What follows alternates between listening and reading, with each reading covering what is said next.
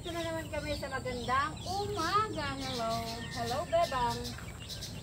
So, ayan na. Maganda na yung lugar nyo, ha. Huwag na kayong magreklamo na.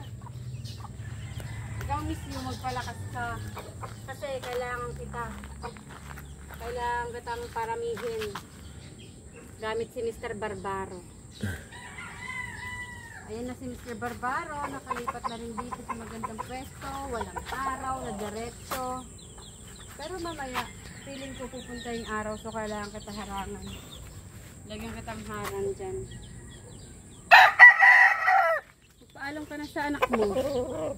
Mr. Barbaro, magpaalam ka na sa anak mo. Aalis na si Bebang. Bye-bye, Daddy.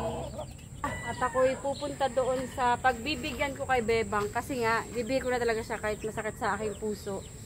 Ibibigay ko na siya kasi malungkot siya dito, wala siyang kaidaran. So, doon sa pagbibigyan ko, sigurado ako magiging masaya siya. So, unahin ko yung kanyang kasiyahan kaysa sa aking kalungkutan na drama. Tara, para dala-diretso na ako niyan. Pagkalis ko dito, papasok na ako kaya. See you mamaya, okay? Bye-bye. Bibigay na kita doon sa kanila. Tara, tingnan natin sila dito. Oh, tingnan mami ang manok ko.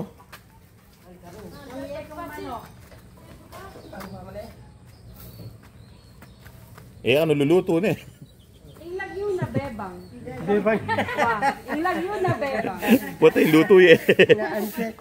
Ay, napamangan sa guli. Yung pamangan. Bebang dia ka-fly cargo lang ko. Wala yaro kung kaya biya ka rin kaya kami. Makalunos siya, malalakwan yung pati nga po. Diba? Pamangan siguro metong alda. Ganasi kakananin. Bye-bye. Rayang kaya biro. Oh, sige. Thank you. At yakin pala yung tambingay mo. Oh, yeah. Sige. Bye-bye. Mga anak ko yata. Kanya man. Kaya tuyo. Oo. Oh, sige. Bye-bye. Uwa. Bebang, nasa maganda ng mga kamay. Paparamihin na sila. Meron na silang mga alaga na galing din sa biligan din siya. So, ayun. Andun daw sa kanila pa. So, yun. Very good. Tara. Pagka-uwi ko, ito na yung kumusta kayo dyan? Huwag kang aalis dyan, huwag kang aalis. Matanggal yung bubong. Sobrang lakas ng hangin. Sobrang lakas ng hangin naman talaga dito.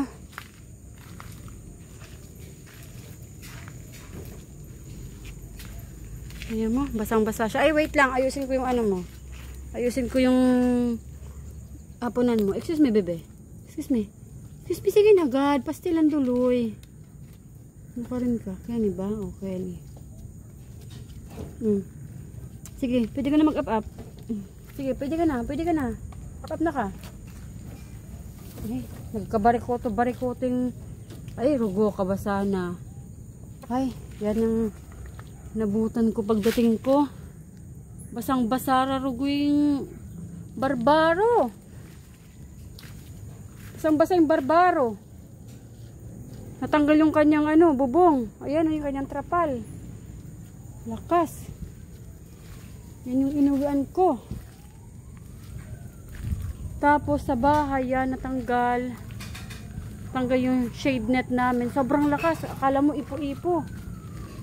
Tapos ito, si Mrs. Gilmore, okay naman siya dyan. Okay yung kanyang kinalalagyan dyan. Pero sobrang lakas.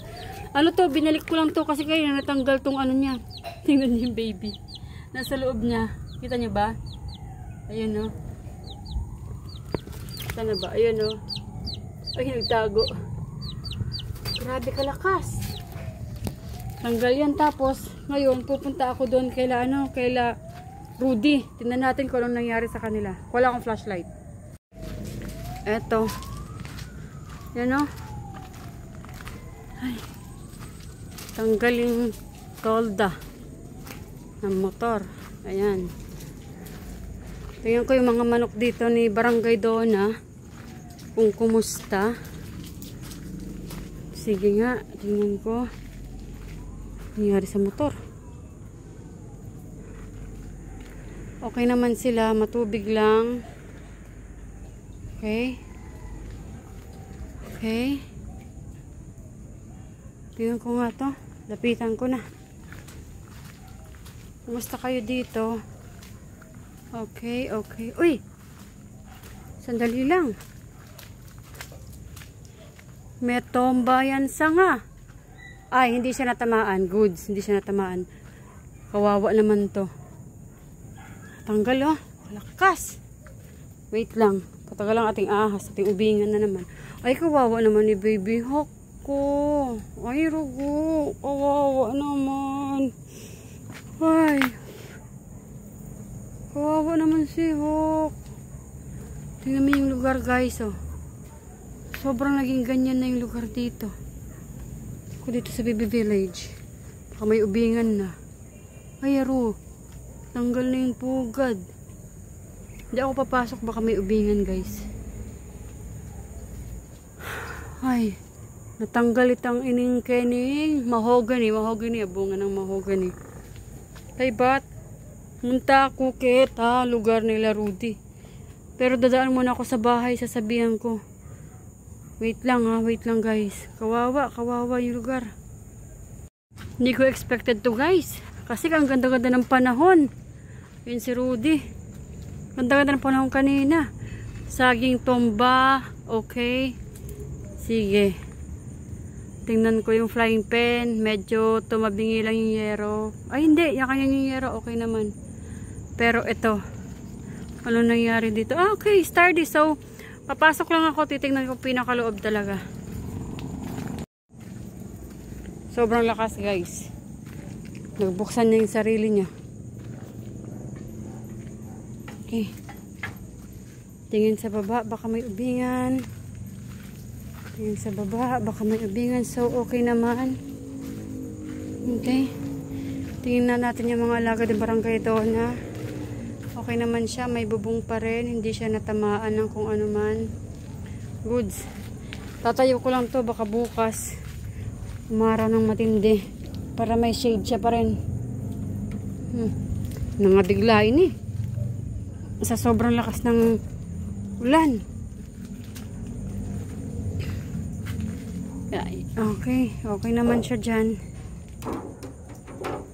Tapos dito yung isa pa nating alaga, barangay doon na.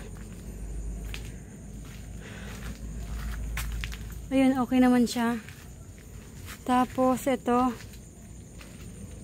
tingnan ko kung anong meron dito, anong pagbabago.